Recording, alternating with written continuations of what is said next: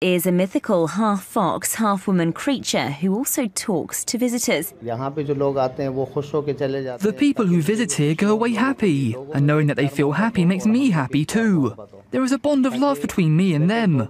Life is very short. It should be spent spreading smiles. The creature is played by a man who dresses as a woman who looks like she is attached to the body of a fox. 33-year-old Murad Ali is the man behind Mumtaz, playing her character for 12 hours every day. He inherited the role from his father, who died 16 years ago. In addition to